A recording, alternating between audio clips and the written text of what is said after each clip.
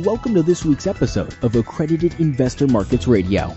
Each week, we speak with you about investing in alternative assets. Unbiased and beholden to no one, Accredited Investor Markets Radio does not accept advertising from any investment firm or financial advisor. Accredited Investor Markets Radio is the spoken word sister of AccreditedInvestorMarkets.com, the internet's most comprehensive and unbiased educational resource about crowdfunding, angel investing, venture capital, private equity, private shares, and other investment classes beyond publicly traded stocks and bonds. Hello, everyone, and welcome to Accredited Investor Markets Radio. I am Christopher Cahill.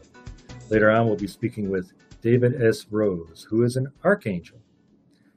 Not in the scriptural sense, an archangel, but he is a giant among angel investors globally. But among his other achievements, and they are many, he is founding track chair for finance and entrepreneurship at Singularity University, which is the Google NASA-sponsored postgraduate program in exponential technologies.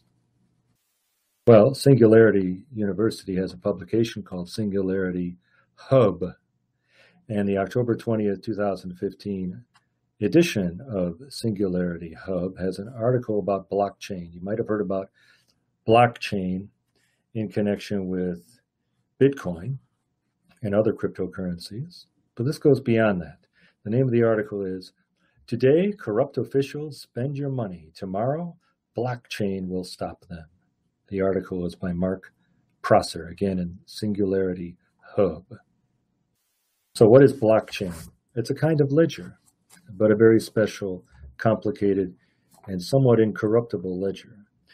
I quote from the article, "Blockchain was conceived as part of a system to track and verify transactions of the cryptocurrency Bitcoin. A distributed network of computers verifies all Bitcoin transactions and attaches encoded information about these transactions in blocks to a public digital ledger. So each transaction is tracked. It's not like spending dollars, where nothing is tracked if you're using currency. Your online purchases are, of course, tracked, but not to a central ledger. Anyway, I'll read further. In other words, this distributed digital ledger has information on every Bitcoin, including who had it before you did, who authorized moving it from one owner to another. Further, because of its massively distributed nature, it is nearly impossible to tamper with the blockchain ledger. This means blockchain can be used to securely and transparently track things like transfers of or changes made to everything from documents for financial transactions to physical objects like diamonds. I might add, this would change UCC filings if blockchain became the foundation of UCC filings nationwide. But the article talks about real property ledgers in the developing world. So blockchain is efficient with respect to recording changes to a complicated ledger, and it's highly transparent, not just what was put into the blockchain, but in all future transactions involving that piece of real property, for example. And one of the ways in which blockchain is being proposed is to be the foundation of a land registry system in Honduras. Now, we've discussed before on this show the quality of land registration in the developing world. It's very, very poor. And what happens when you have a land registry system that is uncertain, unenforceable, is that, well, who has title then to the land? The powerful. And you end up with what is sometimes called a bell jar mode of development, which is that within the bell jar of the society, among the wealthy, there might be significant wealth accumulating, but it doesn't spread out laterally to the population. With a system of land title that is clear, and with rule of law structures to enforce that system of land title, real property can be pledged, for example. These are things which the Anglo-American world and much of the developed world have taken for granted, that they have these things.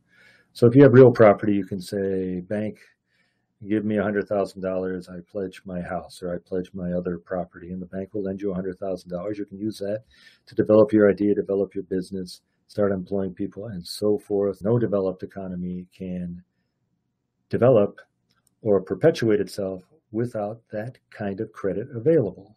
And that further spreads mobility laterally among the population so that wealth gets generated more generally. Well, the Singularity Hub article promises that blockchain will help in that endeavor, and that's very exciting indeed. Well, it's exciting to read about blockchain, but it's also exciting to read about a scientist named Emily in the 18th century. I'm speaking of Émilie du Châtelet, a great mathematician who was born in 1706, died in 1749 at the age of 42. She was the consort of Voltaire, or Voltaire was the consort of Madame du Châtelet, or both. And they had quite a pairing for philosophical and scientific purposes. I am referring to an article in Cosmos magazine, www.cosmosmagazine.com, dated October 5th, 2015, by Robin Ehrenrode, who is a research fellow at the School of Mathematical Sciences of Monash University in Australia, and a very talented writer. It was great fun to read this. Quite a person was Madame du Châtelet. The Philosophiae Naturalis Principia Mathematica, and I know I murdered that translation, or I should say I murdered that pronunciation, was Isaac Newton's great work. In English, that's the Mathematical Principles of Natural Philosophy. He wrote it and published it in 1687. It contained his laws of motion and Newton's laws of universal gravitation, among many other things. To formulate his theories, Newton developed and used mathematical methods that are now called calculus. Well, Madame du Châtelet, in addition to her many other great achievements in her short life, translated the 500 pages of Latin into French. Further, she added a 180-page commentary that explained the calculus Newton used and did not explain so much. When it came to Voltaire and Émilie du Châtelet, the latter was the mathematical genius of the pair. And all of this formed a key component of the Great Enlightenment project of reason besting superstition. It's a great and inspiring story and a whole lot of fun, and I commend it to you. Finally, let's talk about virtuous capitalism. Okay, a lot of people would say those two words don't belong in the same paragraph, let alone the same sentence. Last week's podcast interview was with Tom Corley, an accountant and tax professional who has written a bestseller about the habits and virtue of wealthy individuals. Mr. Corley would not be surprised at the twinning of virtue and capitalism. Well, I'm referring to a white paper put out by the Competitive Enterprise Institute, October 2015, Profiles in Capitalism. And the name of it is Virtuous Capitalism, Why There is Less Corruption in Business Than You Think. It's by Fred Smith and Ryan Young.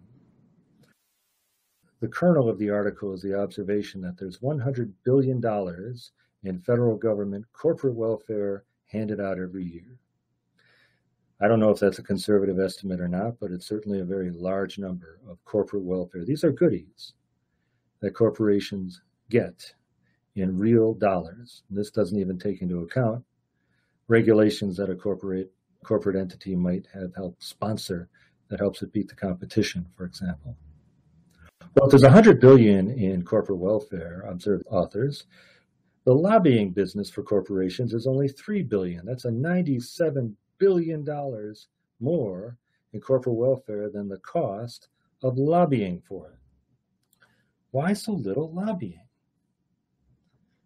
Well, the corporate temptation in any country with a large governmental apparatus is rent-seeking. Rent-seeking is an economic term for corporations using government to get dollars or to otherwise gain market advantages. You can do that through, again, sponsoring regulation or penetrating the regulatory apparatus to have it more favorably drafted in your favor. I suppose that's what more favorably means. Or licensing. If you impose a licensing regime on an industry, it keeps out competitors, makes it harder for competitors to compete. And again, if you just have simply more regulation, for example, in banking regulation, we have more regulation than ever for banks. This makes it harder for small entrants, and it's no surprise that we haven't had more than a handful of new banks open in the last 8 years. And at the same time, many small banks have closed, and that may be directly attributable, to some degree at least, to higher regulation. That's an advantage for larger banks who are perpetually rent-seeking. The article is very valuable in the following way. It clearly articulates different modes of rent-seeking, so it's very valuable in that regard, even if one doesn't agree with the implications that the article points to, and those implications are that there should be a higher volume of rent-seeking given the great benefits of corporate welfare from the federal government. How do you explain the smallish volume of rent-seeking? They explain it through the virtue of capitalists. And again, we have to wonder whether they and Tom Corley are speaking the same language. It seems like they might be. But let's get to the interview. Well, we're here with David S. Rose. David S. Rose is an Inc. 500 CEO, serial entrepreneur, angel investor, and author who has founded or funded over 100 pioneering companies. Mr. Rose has been described by Forbes as New York's Archangel, by BusinessWeek as world-conquering entrepreneur, and by Crane's New York Business as the father of angel investing in New York, and by Red Herring Magazine as patriarch of Silicon Alley. I wish I'd come up with that one, David. He is the New York Times best-selling author of Angel Investing, the Gust Guide to Making Money and Having Fun Investing in Startups. And David is the founder and CEO of Gust, that's G-U-S-T, which operates the world's largest online platform and community for entrepreneurs and early-stage investors, bringing them together, obviously. Gust is used by more than 500,000 entrepreneurs in 190 countries to connect and collaborate with over 75,000 accredited investors. Mr. Rose is also managing director of Rose Tech Ventures, founder and chairman emeritus of New York Angels, and founding track chair for finance and entrepreneurship at Singularity University. Singularity University is the Google and NASA-sponsored postgraduate program in exponential technologies. David speaks regularly at TED conferences, and his TED Talk on how to pitch a VC has been viewed nearly 1 million times. He lectures at business schools including Yale, Harvard, Columbia, Pace, and Stevens, and was named Mentor of the Year by NYU's Stern School of Business. David can be followed online. Go to @DavidSRose. That's all one word with no punctuation. Thank you, David, for being on the show. It's my pleasure. Angel investing. I always like to start out with the origins of angel investing in any presentation I'm involved in. So I'll ask the question this way. David, it's a long way from the early Broadway angels who did what they did to the music of Jerome Kern to Gust. Can you point out how angels have stayed the same? What has been angelic then that's still angelic now? Sure. So the original Broadway Angels were so-called because Broadway plays are a notoriously bad way to make money. And so lots of these highly risky productions would open and close and lose money. And so no rational bank or investor would finance them. So you had to look heavenward and see if some angel would come down and give you the money. And those angels in the early days were typically young men about town who had some resources and enjoyed being able to hang out with the chorus girls in the show and associate with the actors, get the frisson of being a producer of the play. And so they were known as angels. And that term began to be applied to people investing in things other than Broadway shows, not until really the 1970s or 1980s, because there was no angel industry as we think of it today. But for both those angels, and by the way, much of Broadway is still financed by angel investors, by traditional theatrical angels who come together and fund lots and lots of money, literally hundreds of millions of dollars every year for Broadway plays. But what's the same about a theatrical angel and a business angel is that it is an individual person investing money from his or her own pocket in a very early stage risky enterprise for reasons of both getting an excellent financial return and typically also some externalities, whether it's being a producer, I want to be a producer, or hanging out with chorus girls, or ultimately hanging out with really cool entrepreneurs and the like. So an angel investor is an individual person investing his or her own money in a very early stage, often risky investment. Well, something you said makes me ask the following question. Was there a dearth of what we call angel investing until the 1970s, or is it just a nomenclature issue? Well, it's a combination. Historically, until the very late 20th century, there was no such thing as an explosive, high-growth, scalable business, because the pace of technological change has been advancing so rapidly. If you think about the curve, if you were to imagine how fast technology is changing, it's not that every year you go forward, technology sort of goes up one. If this were a linear slope, you would say technology advances one step for every 1 year you go out. 2 years, it advances 2 steps, 3 years, 3 steps. That would be a linear growth of technology. But instead what's happening is something called exponential growth. Many people have heard of this as Moore's Law, which had to do with the number of transistors you could fit on a chip. But Moore's Law, or the overall concept of exponential growth, says every year you go out, the technology doubles. And whether that's the speed or the power or the size or the cost being halved. So if you go out 1 year, it's twice as much power. Go out 2 years, it's twice times 2 or 4 times as much power. So therefore, if you go out like 32 steps, if you were doing this linearly and growing, 1 step of technology for every 1 year, you go out 32 steps, you're at 32 years, you're up 32 steps in terms of technology.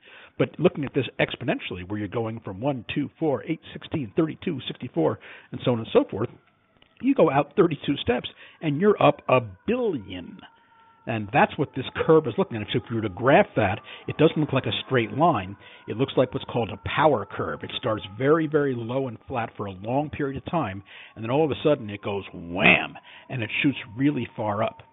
So if you think about the effect of changing technology in the lifetime of any person, think about a person like a cave person, right? Or think about somebody living, in Roman or Grecian times. The technology that was in place when they were born, whether that technology was pumping water or the wheel or whatever it is, was roughly the same technology in place when they died. Maybe along the line somewhere during their lifetime somebody invented a better pump, a screw pump or something, or an artesian well or whatever. But it was essentially the same. You then go out and you're up into the Industrial Revolution, right? And so now people are inventing things like the cotton gin and gunpowder and printing presses and things like that. And so now within your lifetime, you can actually see technology changing. I mean, somebody who was born in 1400 and died in almost 1500, in that period you would have seen Gutenberg invent movable type and begin to print books. So from Johann Gutenberg printed the Gutenberg Bible, what we now call the Gutenberg Bible, in 1451. Up until 1450, there were 0 printed books available. There were some block books with pictures in them, but there were no printed books as we know them today. Do you know how many books were printed between 1451 and 1500? You want to take a guess? How many physical books do you think were printed? I'll say 50. No, not editions. How many physical books coming off the printing presses were printed between 1451 and 1500? I'll say 300. Total of all books printed, 300. 20 million. Holy moly. Yep. That's a lot. That's a lot. So therefore, somebody whose lifetime spanned the invention of printing in 1451 would have gone from a world in which there were no mass-produced books to millions of mass-produced books, right? So in your lifetime, science begins to change. Now you then take that up into the 20th century, the late 19th century, early 20th century. I mean, Herman Hollerith founded IBM with created punch cards for tabulating the census in 1910. So now, not only within your lifetime, you can actually see technology changing as you go forward. You go to World War II, the pace of technological change begins to accelerate. Somebody who was born in the early part of the century sees airplanes, heavier than air flight takeoff. Somebody who lives through, Alexander Graham Bell, you see telephones. You live through, the 1920s, you see in 30s, you see television. One of my great uncle's best friends was a guy named Vladimir Zworykin who invented television. So, okay, whoa. So you see technology beginning to accelerate, get faster and faster and faster. And so the companies that are using this technology can grow bigger and bigger, faster and faster. It's often difficult. Go ahead. Yeah. So what that means is, of course, that pace continues to accelerate, as you were saying before. And therefore, the idea of investing and financing enterprises like this has changed fundamentally. Absolutely. Fundamentally, because startup companies, you couldn't, if you were back in 1500, the idea of having an Uber where you could start today and in 4 years have the equivalent of $50 billion of value was unthinkable. Well, right? but that also means 40 or 50 years ago, when the principal financiers were banks, they could, since they were moving less geometrically or less, the power curve wasn't quite what it is now. That's why they took Wednesday afternoons off and went golfing. No great financier is going to do that now. Well, the timing has absolutely changed. We are in this accelerating period, and it hasn't really sunk home to people just how much this acceleration is. You mentioned in the opening remarks that I'm one of the associate founders of Singularity University, which is a program, it's a postgraduate program funded by Google and NASA and Cisco and Autodesk and all kinds of interesting people out in Silicon Valley, which identifies future global leaders and trains them in all of this super advancing technology and where it's likely to go and what's likely to happen, with the idea of using knowledge of these advancing technologies to solve humanity's grand challenges. And so in this way, so when you come out of that program, you begin to think of everything in terms of how fast technology is changing. You can go on YouTube today, and this will blow your mind, and you can find videos, back then they were films, showing people how to dial a telephone.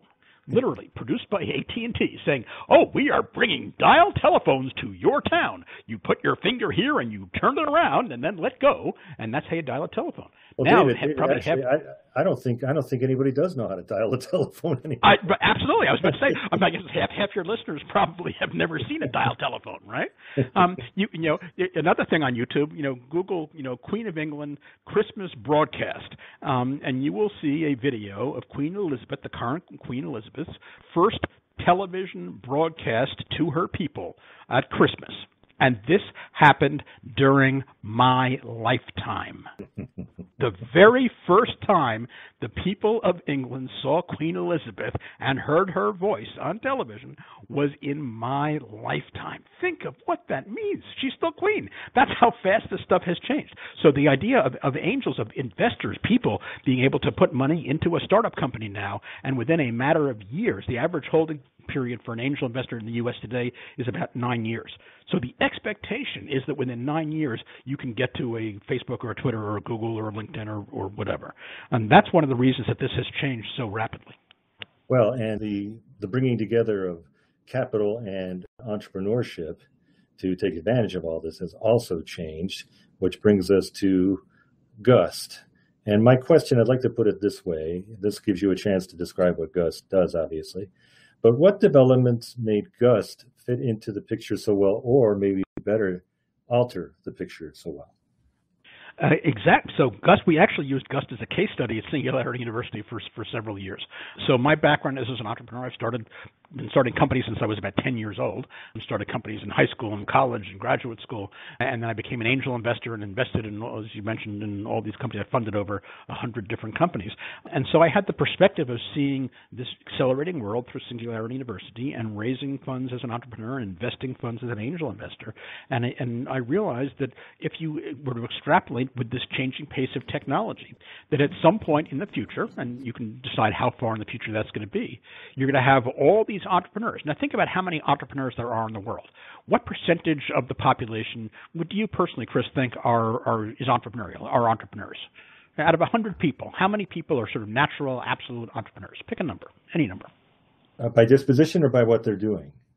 No, by disposition. By disposition, I would say 25%. Yeah. Okay, that would be extraordinarily ambitious. Okay, most people would say that the number is somewhere between 1% and 10%. In terms of people who absolutely are entrepreneurial, will go out and start a company, who don't want to work for somebody else, who don't want to be told what to do, don't want to be given an indication, who are willing to take that risk and gamble and bet it all and create a company, right? But even if you'd be very conservative and say that only 1% of the world is entrepreneurial, well, we're now heading to a global population that will be within the next couple of decades, 10 billion people. And 1% of 10 billion people is 100 million entrepreneurs. Wow, that's a lot of entrepreneurs out there, all starting companies around the whole world, and you're in a globalized society, right? So then you say, what percentage of people could theoretically be angel investors? By that we mean somebody who might invest some of their money, allocate some of their resources to investing in these entrepreneurs.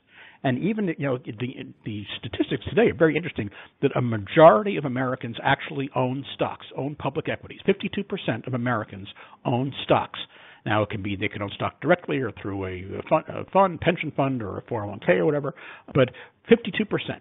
And that's unusual. We're an advanced capitalist society and so on. But even if you were to say of the whole population of the world, only 1% of people would be able and willing to allocate a little bit of their assets to invest in these entrepreneurial companies, that's still 100 million investors.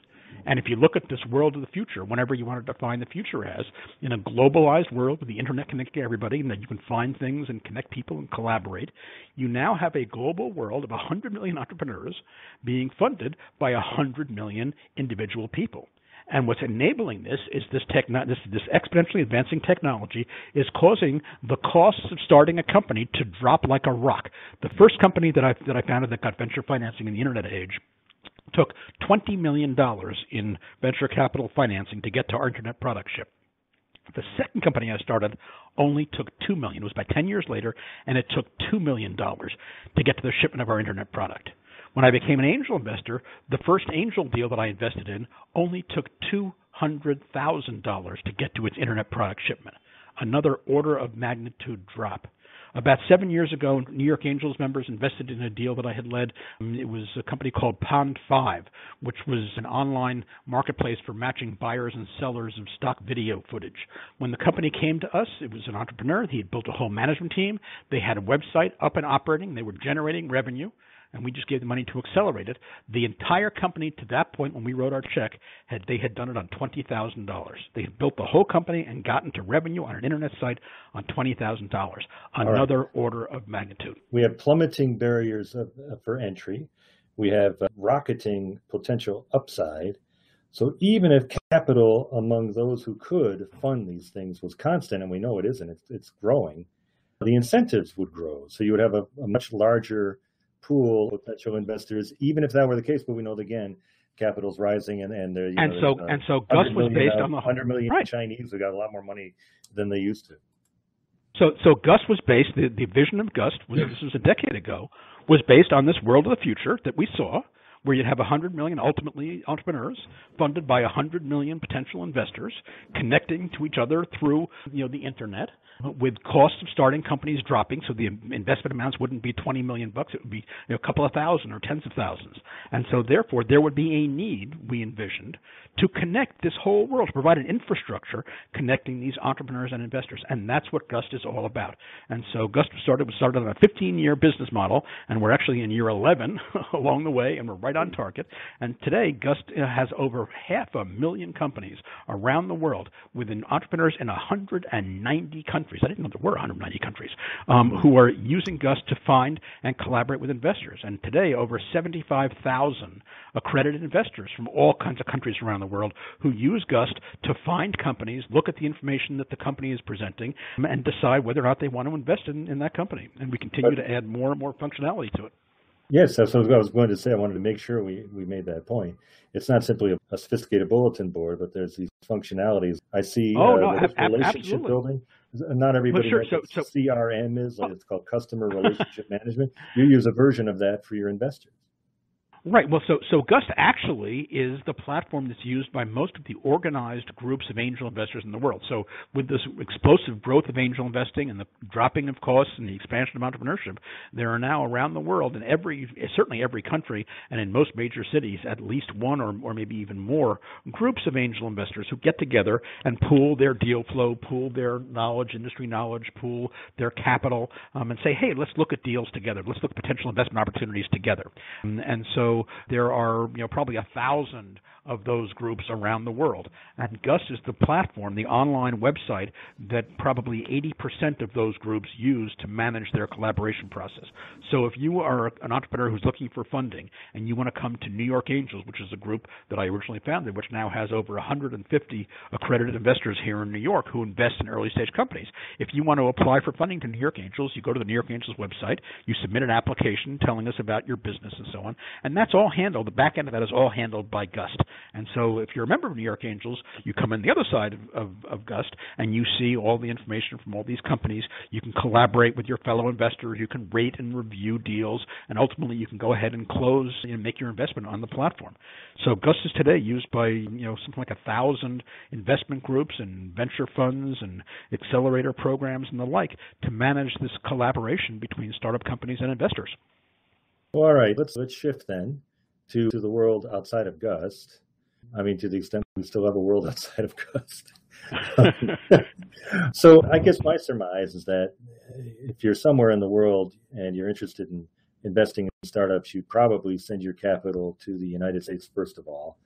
But there must be some places other than the U.S. that are attracting a lot of capital, and I mean outside of the G7. And I've always thought that India would someday bloom in this regard. Is India blooming, and what other places might there be that are kind of stars of attracting this kind of investment capital these days? Well, that's actually another point about this whole exponential technology change, right? And what you're changing communication and the speed with which something happens in one place, it expands to other places, the ease of moving capital cross-border, learning what's happening in there. So India is certainly growing, but so is every place else in the world. It's really amazing. When I said we have entrepreneurs in 190 different countries who are using the Gust platform, which is available in 6 different languages, to work with investors. So today, Gust's traffic on the platform is 1/3 non-U.S. based. And we're talking here about places like France, like India. We're talking about, China business angels. We're talking about folks in Singapore and Malaysia. You're talking about, obviously, the UK. You're talking about Kazakhstan and Estonia and Brazil and Chile. This, entrepreneurship is not a, pure American phenomenon. You are looking at entrepreneurs around the world. Okay, let me ask another technical question then. There are some countries in which there are currency restrictions. You can't send money beyond a certain level out of the country in that currency. Scott Picken of Wealth Migrate, which is based in South Africa and does cross-border real estate, has a real estate platform for investing cross-border in real estate, said on this program that it's difficult to appreciate just how huge the impact of Chinese cross-border investment will be on real estate once currency restrictions in place in China now are lifted. And the answer has to be that something similar is in store for cross-border angel investing, doesn't it? Yes and no. I mean, historically, angel investing, because it's an individual person investing in an individual startup entrepreneur, was very local. Business angels traditionally didn't invest farther than they could drive because they wanted to be able to visit the company and see their money at work and so on. As angels have gotten more professional, and as there have been platforms like Gust and books like the one I've written about how to be an angel investor, and it's become more of a defined thing. You have blogs that are writing about what's going on around the world. There are startup conferences and the like. It's been easier to go farther afield. So right now, people invest around the country in the U.S. But cross-border investing is still in its very early stages. I mean, I've invested in companies in Europe and South America, but it's still, not a question of currency restrictions, just all of the different legal situations, the fact that you're not exactly sure that everybody's following the same rules of law and wherever you're investing than you are, here in the U.S. So it's in its very, very early days of cross-border investing. There have always been periods of time where various exchange rates or controls or security situations, have affected it, particularly in real estate, because real estate is not so much an investment in the future and growth. Real estate is very often a safe haven for capital. So, decades ago you saw Japanese money right before everything fell apart in Japan. You saw, the question was, well, will New York be bought by the Japanese? Everything they were buying left, right, and center. And so there was serious fear that New York City would become totally Japanese-owned.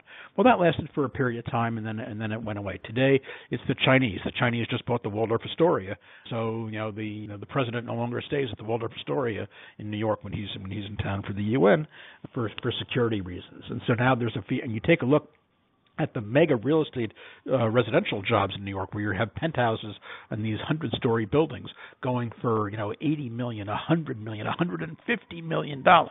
That's not somebody looking to buy a home there. That's money seeking a safe haven from places where it's less safe to a place where you can make sure it's not going to disappear, right? So I think you'll see a lot of cross-border stuff happening, but that's not going to be the driver. Ultimately, it will be the free flow of cash around the world. You'll see American cash, and I think the more interesting one is not Chinese money coming into the U.S. investments. I think it's first world U.S. investments, G7 investments, going into Africa and going into Asia and going into Middle East and places where there are very, very different metrics. So if you ask me, if I could invest $500 each in 1,000 startup entrepreneurs who are just as good as entrepreneurs in Silicon Valley, except they happen to be in Botswana or they happen to be in some outskirts in Mongolia doing something interesting, that 1 in 100 entrepreneur, I would cheerfully invest $500 in his or her venture and do so with much more alacrity than I would invest $500,000 in one Silicon Valley company, which is probably overpriced and very competitive. So I think you're going to see a lot of cross-border investment coming. We're in the very, very early stages of it right now. I guess some have speculated that angel investing, just looking at the U.S., well, maybe it applies to other places as well in the developed world. Angel investing has become a bigger thing in part because public securities investing has become less profitable in the current age we are in, and that maybe rising real estate prices indicate a flight to safety among some capital holders anyway. But if the market started to rise, the public market started to rise, it would follow still that interest in angel investing would rise, wouldn't it? Interest in entrepreneurship. It's not one or the other. They would both rise together, wouldn't they? Well, I think, again, the overwhelming thing driving entrepreneurship, I think, is a constant. There have been entrepreneurs, back since the Phoenician traders, right? So that 1% of society has been entrepreneurial in whatever way was available to it at a given point in history. In terms of cash going into entrepreneurship, into entrepreneurial startups, high-growth startups these days, that's the result of all of this exponential technological change, and that is just accelerating. So this is not a question of money seeking. Frankly, angels investing in early stage companies is not a considered decision. You don't see giant mega institutions investing at these early seed stages. The grand total of all angel investment, in the United States today is about $20 billion. That's about the same size as the fine that Volkswagen is about to pay because of of its recall, right? That's the total of all 70,000 companies being invested in the U.S. So we're still a teeny weeny itsy bitsy drop in the bucket compared to the public markets and the institutional capital that's out there, and I just see that number growing. So I don't see any bubble at all. There's some bubble in terms of pricing for Silicon Valley deals where people with an idea are getting funded at a valuation of 10, 20, $30 million, which is sort of crazy. But putting that aside, what you're looking at is the investing in new companies that have the potential to grow really rapidly, really inexpensively because of this advancing technology, and that I think is as close to a sure bet, in total as you're going to find. Well, it seems that Gust, and this probably is true of a number of your enterprises, has grown out of your larger understanding of the nature of technological change. To the extent you've spotted things correctly, of course, you've thrived. I'm going to ask you an uncomfortable question, maybe. What have you missed, or what have you spotted incorrectly? There's a saying that change often happens in a much longer period of time than you would expect, but the change itself is more profound. And I think that that's probably true. So looking at this exponential change, I would have, I was in the early wave of investors in online companies back in the dot-com boom in the 1990s. I started my first technology company in 1983. It was a computer training company called the Computer Classroom. I started my first software company in 1988. My first internet company in 92. So these were, ahead of its time. My friend Howard Morgan, one of the founders of First Round Capital, says he only invests at two stages: too early and way too early. And so, as an entrepreneurial type, I probably succumb to that same disease that Howard has got. So, if anything, it would be a question of seeing where things are going correctly, but looking at them, thinking what happens sooner than it has. Although now, with this exponential technological change, like a rising tide lifts all boats. Exponential technological change means my vision of the time futures, the world is lining up with what I think it's going to be, which is really, really fast. Well, that's a very hopeful and invigorating note on which to end the program. David, thank you for being on the program. It's been my pleasure, Chris. Thanks for having me. We've been speaking with David S. Rose of Gust, and he's also the author of Angel Investing, the Gust Guide to Making Money and Having Fun Investing in Startups. That is a New York Times bestseller. For more information on Gust, go to www.gust.com. If you want to know more about David S. Rose, you could look at Wikipedia, but there's also more information on his company website. Accredited Investor Markets Radio is produced by Stephanie Strait. Thank you all for listening. Let's do this again sometime soon. Thank you for joining us. If you enjoyed this episode, you can subscribe through iTunes or Stitcher, or you can download our app from Libsyn. You can also listen right on our website, www.AIMkts.com. Each week, Accredited Investor Markets Radio brings you news and education about investing with a focus on alternative assets. To see a short-written summary of this episode, go to www.AIMkts.com. Accredited Investor Markets Radio is a production of Financial Poise Radio Productions, LLC.